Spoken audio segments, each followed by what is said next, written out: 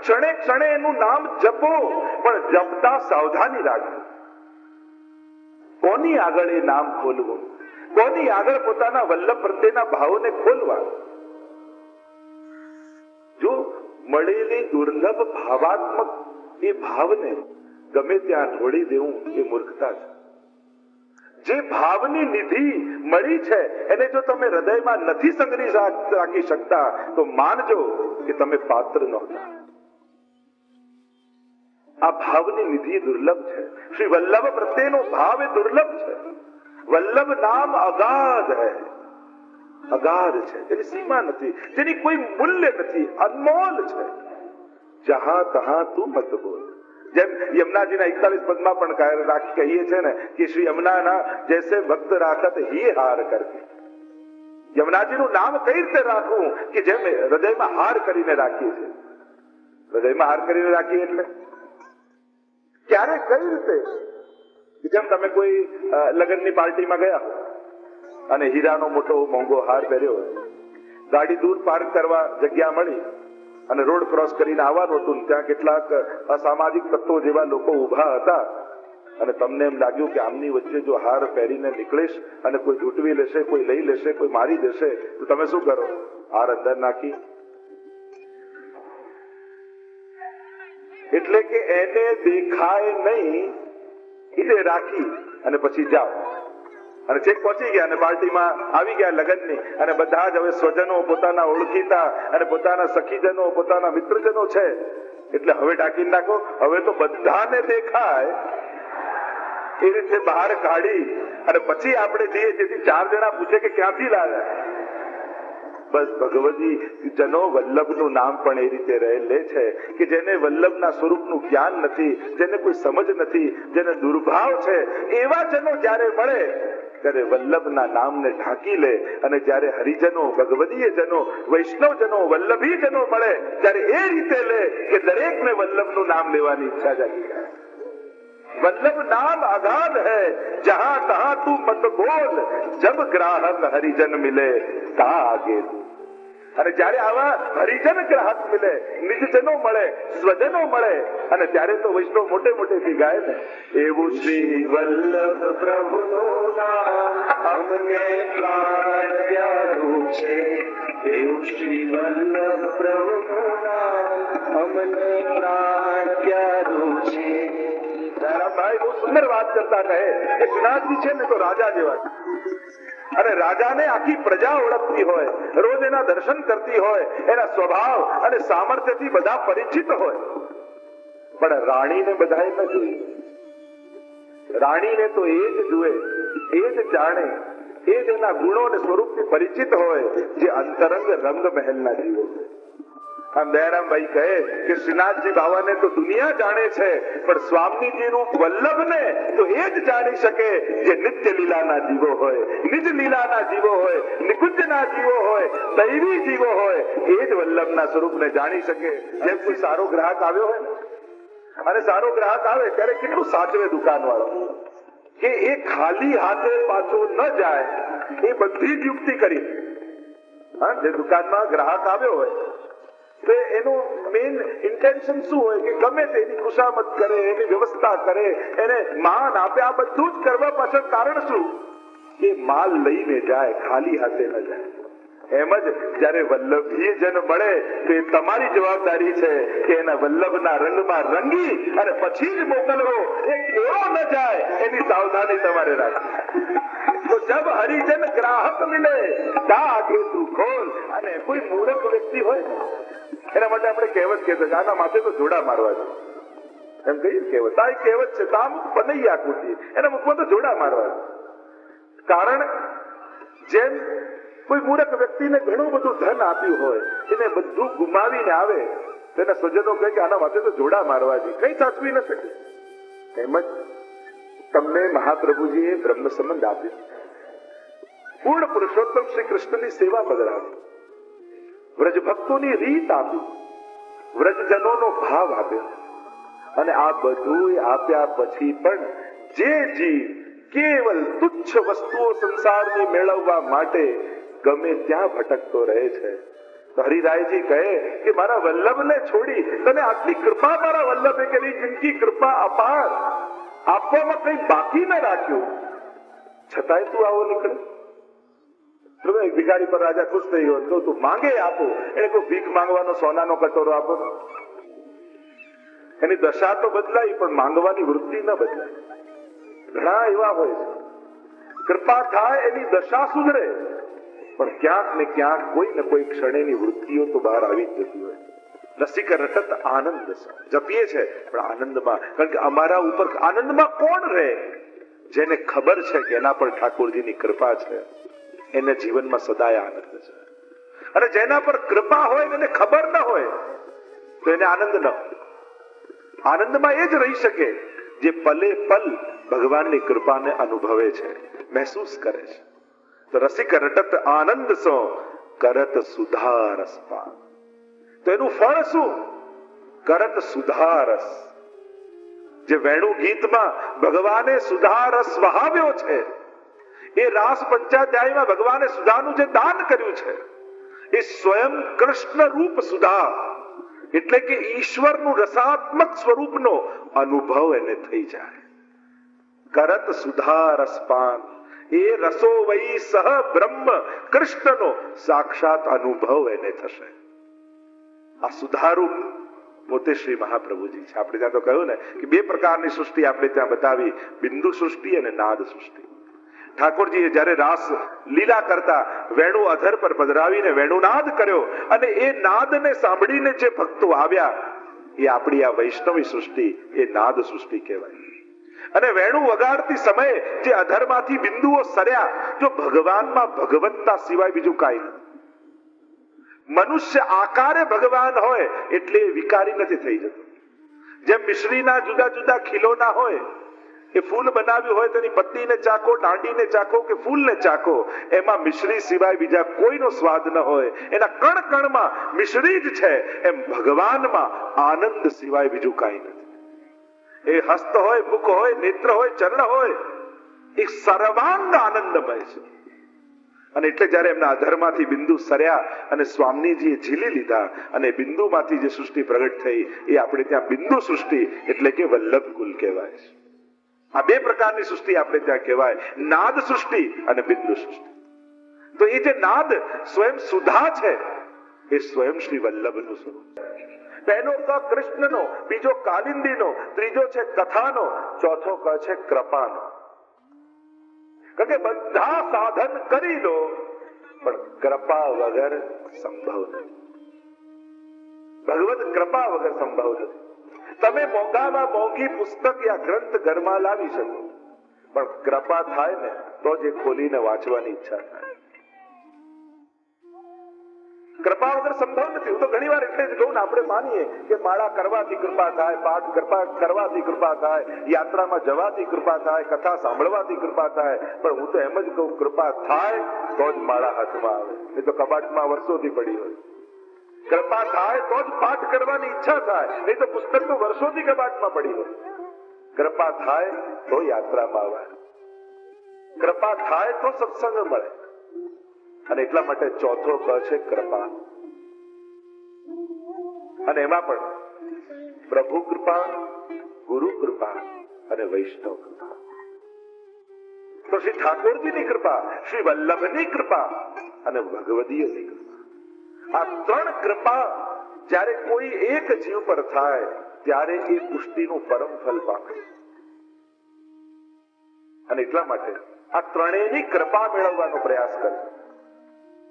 કારણ કે કૃપા વગર સંભવ નથી. આપણે ગમે તેટલા સાધનો, ગમે તેટલી ઈચ્છાઓ, ગમે તેટલા મનોરથો મનમાં કરીએ, પણ જ્યાં સુધી ઠાકોરજી પોતાની કૃપાનો સિક્કો ન મારે ત્યાં સુધી આપણું થતું નથી. કેટલા લોકોને ઓળખું છું, વર્ષોથી વિચાર કરે છે કોઈક ને કોઈ સત્કર્મ કરવાનો, પણ ક્યારે મેળ જ ન પડે. તમારી ભક્તિમાં અનેક પ્રકારના પ્રતિબંધો આવતા હો તો માનજો કે હજી ભગવત કૃપા નથી. તો ચોથી કૃપા ભગવત કૃપા. પહેલી કૃષ્ણની, બીજી કાલિંદી, ત્રીજી કથા, ચોથી કૃપા અને પાંચમું તત્વ, નૌકાનું પાંચમું તત્વ એ છે કાની. ભક્તિ માર્ગમાં આડી કાની જેને કહીએ, આપણે આડીનો માર્ગ છે, કાનીનો માર્ગ. ગમે તેટલી ઉત્તમ સામગ્રી તમે પોતે જાતે સિદ્ધ કરી હોય, ઉત્તમ પદાર્થો પધરાવીને કરી હોય, ઠાકોરજી આગળ ધરી પણ દીધી, પણ જ્યાં સુધી મહાપ્રભુજી ગુસાઈજી અને વ્રજભક્તોની કાની ના આપો ત્યાં સુધી ઠાકોરજી એની સામે જોતા પણ. આ પુષ્ટિ માર્ગીય વિવેક છે. અહીંયા સીધું કરી લઉં, ધરી લઉં, ભરી લઉં એ પુષ્ટિ માર્ગ નથી, પણ કર્યું પણ કોની આડીથી, ધર્યું પણ કોની સાથે, ભર્યું પણ કોને હાથ લગાડી. બાકી તો ઘણાને એમ થાય જેમ યજ્ઞ કરતા હોય જાતે હો મેં એમ ઝારીજી મારા હાથે ભરું ત્યારે એમ લાગે કે ભરી. આપણે ત્યાં તો રીત એ છે, પ્રકાર એ છે, કોઈ ભગવદીઓને આગળ કરી, ગુરુજનોને આગળ કરી, આપણી જોડે જે વૈષ્ણવ હોય એની સાથે રહી. એ સમય તો એ વૈષ્ણવ ચપ્રસમાં રહીને આવ્યો ત્યારે એ કેવો સ્વભાવનો, કેવા ગુણનો એની ચર્ચા નહીં કરવી, એનો વિચાર નહીં કરવો, ત્યારે તેને આગળ કરીને હાથ લગાવવાનો ક્રમ છે. એવો ઉત્તમ ભાવ રાખીને કરવું. અને એટલા માટે તમે ભક્તિ કરો છો, ઠાકોરજી તરફ પ્રયાણ કરી રહ્યા છો, ત્યારે વિચાર કરજો કોની કાની થકી મારા ઉપર ઠાકોરજી કૃપા કરશે, કોની કાની થકી વલ્લભ મારી સામે જોશે. અને એટલા માટે આપણે ત્યાં જેમ કોઈ પણ સારો પ્રસંગ આવે, ઘરમાં પણ અન્નકૂટ કર્યો, મનોરથ કર્યો, ત્યારે કોઈને કોઈ વલ્લભ કુલને પધરાવીએ, ઠાકોરજીને ભોગ ધરાવીએ, એમના હાથે આરતી કરાવી. કેમ? એનો ભાવ શું? એનો ભાવ એ કે ઠાકોરજીને જે પ્રિય છે એના હાથે જો ભોગ ધરાવું તો ઠાકોરજી બહુ પ્રસન્નતાથી આરોગશે. એટલે કે કેવલ હું જ કરું એવો આગ્રહ ન હોય, પ્રભુને કોના થકી સુખ છે એને આગળ કરું તો મારા ઠાકોરજી રાજી થાય. આ વિવેક વૈષ્ણવતાનો વિવેક છે. અને એટલા માટે આપણે કોઈ પણ પ્રસંગ આદિ હોય તો વૈષ્ણવને વલ્લભ આદિનો આ બધો ક્રમ કેમ છે? કારણ કે કાનીનો માર્ગ છે, આડીનો માર્ગ છે. મહાપ્રભુજીની કાની થકી આપણા રાગ ભોગ અને શૃંગાર ઠાકોરજી આપણે ત્યાં અંગીકાર કરે.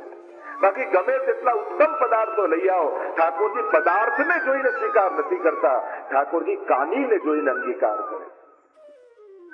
આપણે ત્યાં અનેક પ્રસંગોમાં તમને જોવા મળે. અને એટલા માટે આપણે ત્યાં નૌકાનું પાંચમું તત્વ છે કાની. પહેલું તત્વ કૃષ્ણ, બીજું કાલિંદી, ત્રીજું કથા, ચોથું કૃપા, પાંચમું કાની અને છઠ્ઠું છે કીર્તન. છઠ્ઠો ક છે કીર્તન. આ નૌકા વલ્લભની એ છે જેનાથી પાર ઉતરવાનું છે, અને આ નૌકાનો છઠ્ઠો ક એ કીર્તન છે.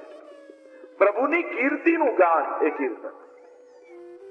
અને એમાં પણ જો અષ્ટસખાની વાણી ગાઈ શકતા હોઈએ તો આગ્રહ રાખીએ. અરે ગાતા ના આવડતું હોય તો વાંચીએ, બોલીએ. કારણ કે આપણે ત્યાં કેવલ રાગની જ મહત્તા નથી, આપણે ત્યાં શબ્દોની પણ એટલી જ મહત્તા છે. ઘણા કે અમને કીર્તન ગાતા નથી આવડતું, વાંધો નહીં, વાંચતા તો આવડે છે. કારણ કે જેટલો રાગની મહત્તા છે એટલા શબ્દોની પણ મહત્તા છે. અહીંયા સૌથી ઉત્તમ રાગ આપણે ત્યાં તો અનુરાગ જ કયો છે. ત્યાં અનુરાગ છે ગાવામાં, વાંચવામાં. અનુરાગ એટલે પ્રેમ. અને એટલા માટે શરૂ કરો. અને શરૂ કરશો તો ક્યારેક ગાતા પણ થઈ જશે. ઠાકોરજીને એમ થશે કે આના મુખે સાંભળ્યું બહુ, હવે કઈ ગાતો થાય એવી કૃપા કરો. ઠાકોરજી એવું મેળ કરાવી દેશે કે તમે ગાતા થઈ જશો. અને કદાચ વાંચતા હશો તો આપણે ત્યાં રૂપા પોરિયાનો પ્રસંગ આવે છે ને, ઠાકોરજીએ કહ્યું કે આ ભલે બેસરું ગાતો પણ હું તો વાર્તા સમજીને સાંભળતો હતો, જાણે મને વાર્તા કહે છે. તો ઠાકોરજી તમારી વાર્તા સાંભળશે. પણ કીર્તન એ છઠ્ઠો ક છે. સાતમો ક આપણે ત્યાં કયો, અને એ છે કુલ. આપણે ત્યાં વલ્લભ કુલ. અને વલ્લભ કુલનો આશ્રય. આપણે ત્યાં જે પરંપરા છે વલ્લભની, અને સર્વોત્તમ સ્તોત્રમાં જે આજ્ઞા કરી અશેષ ભક્ત સંપ્રાર્થ ચરણા, અને ત્યાં કહ્યું જે સ્વવંશે સ્થાપિતા શેષ સ્વ મહાત્મ્ય સ્મયાપહ. સ્વવંશમાં એ અશેષ મહાત્મ્યનું સ્થાપન. અને એટલે તબલાજી જયારે આધી ગાદી દાબીને બિરાજમાન રહેતા, અને ગુસાઈજી પોતે ક્યારે પણ તબલાજીને ચરણ સ્પર્શ ના આપતા, કારણ કે મહાપ્રભુજીના સેવક છે, એવું આદર રાખતા. અને એકવાર સ્વપ્નમાં આવ્યા મહાપ્રભુજી દમલાજીને. પ્રગટ થયા મહાપ્રભુજી અને પ્રશ્ન કર્યો દમલાજીની આગળ કે તું ગુસાઈજી કો કહા કરકે જાને, ગુસાઈજીને શું કરીને તમે જાણો છો? અને ત્યારે દમલાજીએ કહ્યું કે મેં આપકે પુત્ર રૂપ સે જાણું. આપના બાલક છે એમ જાણું છું. અને ત્યારે મહાપ્રભુજીએ કહ્યું, નહીં મેરે પુત્ર નહીં, મેરો ही સ્વરૂપ કરકે જાણ. આ મારું જ સ્વરૂપ છે એવો ભાવ રાખીને જાણ. અને એટલા માટે સદાય વલ્લભકુલમાં વૈષ્ણવ એવો જ ભાવ રાખે. સાતમું તત્વ કુલ કહ્યું, આઠમું કહ્યું આપણે ત્યાં કર્મ. અને કર્મ આપણું કયું છે? કર્મ કરો તું કાય. પુષ્ટિ માર્ગનું કર્મ કયું? ભગવત સેવા. એ જ વૈષ્ણવનું પરમ કર્મ છે. ભાગવતજી સ્પષ્ટ કહે છે, ગીતાજીની પણ આગળ ભાગવતજી જાય છે. અને નૈમિષારણ્ય બેઠક જેનું ચરિત્ર આવે છે કે જ્યારે મહાપ્રભુજી નૈમિષારણ્ય પધાર્યા અને 88,000 ઋષિઓ ત્યાં હતા, અને ત્યારે બહુ સુંદર વાત, નિષ્કર્મ તદપ્ય ચિત્ત ભાવ વર્જિતમ, અદ્ભુત શ્લોક દ્વારા મહાપ્રભુજીએ ચર્ચા કરી છે કે નિષ્કામ કર્મ કરતા પણ શ્રેષ્ઠ છે ભગવત પ્રીત્યર્થ કર્મ કરવા. ઠાકોરજી જેમાં પ્રસન્ન થાય એવા કર્મ કરવા. અને નિષ્કામ કર્મ એ સોનાની મૂર્તિ છે, પણ કોઈની સોનાની મૂર્તિ બનાવીએ પણ એ પણ નિર્વસ્ત્ર હોય તો એમાં એને જોઈને પણ આંખો નીચે ઝૂકી જતી હોય છે, આંખો શરમથી નમી જતી હોય છે. ભલે સોનાની હોવા છતાં પણ એ આનંદ નથી આપતી, એ મનમાં ગ્લાનિ પેદા કરે છે. એમ જ ભગવત પ્રીત્યર્થ કર્મ થાય એ જ પરમ કર્મ છે. અને એટલા માટે આપણું શ્રેષ્ઠમાં શ્રેષ્ઠ કર્મ મહાપ્રભુજી એટલે જ કહ્યું, સર્વદા સર્વભાવેન ભજનીયો વ્રજાધિપ સસ્યાયમેવ ધર્મો હિ નાન્યત્વાપી કદાચ. બીજું કોઈ ધર્મ, બીજો કોઈ કર્મ નહીં. વૈષ્ણવ માટે પરમ અને સર્વશ્રેષ્ઠ કર્મ કોઈ હોય તો એ કેવલ ને કેવલ ભગવત સેવા છે. અને જે ભગવત સેવા કરતો હોય ને એને પછી બધે ભગવાન દેખાય. એ ગરીબને પણ ગરીબ માનીને સેવા ન કરે, પણ આની ભીતર પણ મારા ઠાકોરજી વિરાજે છે એમ પ્રભુને જોઈને સેવા કરે. જો એક છે દયા ખાઈને સેવા કરવી અને બીજી છે અહોભાવ રાખીને સેવા કરવી, બંનેમાં ફરક છે. આપણે કહીએ છે વિચારો આમ છે લાવને મદદ કરો, વિચારો દુખી છે લાવને મદદ કરું, એટલે મદદ કરીને પણ હું શ્રેષ્ઠ છું એ વિચારું છું. પણ મહાપ્રભુજી એમ કહે છે કે તારા ઠાકોરજી દરેકમાં છે, એટલે વિચારો માનીને નહીં, આની અંદર મારો પ્રભુ છે એવો અહોભાવ રાખીને સેવા કર. તો સેવા કરવાનો એ અહંકાર નહીં આવે. સેવા કરીને પણ તને એમ થશે કે જો પ્રભુએ મને એક મોકો આપ્યો છે સેવા કરવાનો, ઠાકોરજી મને આ રૂપે સેવા કરવાનો એક અવસર આપ્યો, આવો ભાવ. એટલે ઘણી વાર લોકો એમ કે પુષ્ટિ માર્ગમાં સમાજ સેવાની વાત નથી. અરે પુષ્ટિ માર્ગમાં તો એવી ઉત્તમ વાત મહાપ્રભુજીએ કહી છે, ભગવત સેવા સમજાવીને સેવા શબ્દ જ્યારે વૈષ્ણવ સમજી જાય ત્યારે એને ખ્યાલ આવે કે મહાપ્રભુજી તો એમ કહે છે કે આ વિચારો માનીને નહીં, ગરીબ માનીને નહીં, દુખી માનીને નહીં, પણ આની અંદર મારો ઠાકોરજી છે અને આજે ઠાકોરજીએ આ રૂપે મારા હાથે સેવા લીધી છે. જો કુંજરીબાઈ નો પ્રસંગ આવે છે ને, ગુસાઈજી પધારતા હતા અને પેલી શાકવાળી યવનબાઈ તરસી મરતી હતી અને શ્રીનાથજીની જારીજી લઈને જઈ રહ્યા છે અને કહ્યું કે આને જારીજી પાઈ દે, જલ પાઈ દે. અને જેના શ્રીનાથજીની જારીજી છોવાઈ જશે તો આ તો પ્રભુની વિજય ક્યાં વપરાય? કહ્યું કે હમણાં મને શ્રીનાથજી આ બાઈની અંદર દેખાઈ રહ્યા છે, આની ભીતર બિરાજેલો મારો શ્રીનાથજી મારી પાસે જારીજી માંગી રહ્યો છે, એટલે આને પાય તો મારા શ્રીનાથજી આપમેળે તૃપ્ત થઈ જશે. આ ભાવ પુષ્ટિ માર્ગનો છે. અને મહાપ્રભુજી આ સમજાવવા માંગે છે. તો આ કર્મ એટલે સેવા તત્વ, સેવા શબ્દને જ્યારે તમે સમજી જશો ત્યારે સેવા એ કેવલ ભોગ કરવાની વૃત્તિ યા પ્રવૃત્તિ નહીં રહે, એ તમારી વૃત્તિ બની જશે. ધીમે ધીમે તમારી પ્રવૃત્તિ વૃત્તિ બની જશે અને સેવા તમારો સ્વભાવ બની જશે. અને જ્યારે સ્વભાવ બની જાય ને અને ત્યારે માણસ એ કર્યા વગર રહી ન શકે, એને સ્વભાવ કહેવાય. તો આઠમો ક એ કર્મ અને નવમો ક નૌકા છે, નૌક છે જેનાથી તરવાનું છે, અને નવમો ક એ કમળ છે. અને કમળ ક્યાં છે પુષ્ટિ માર્ગમાં?